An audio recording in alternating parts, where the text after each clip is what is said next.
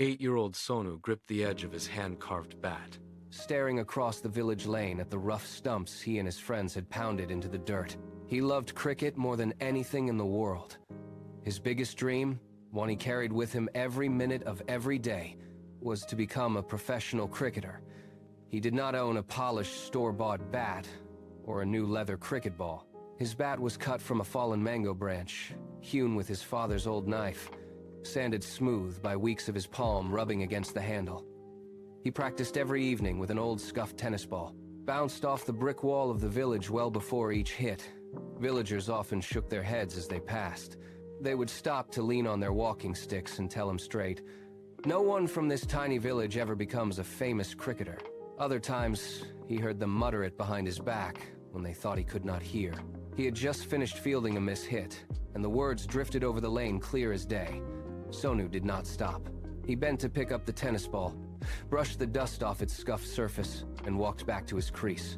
He tightened his grip on the wooden handle, set his feet, and waited for his friend to bowl the next delivery. The local school's big cricket tournament arrived.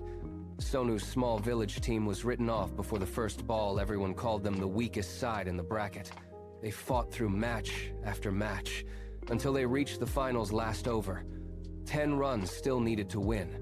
Every spectator shifted forward, almost all betting against Sonu's side. Sonu took his stance at the crease, gripped tight on his hand-carved bat. He hit the first delivery clean along the ground.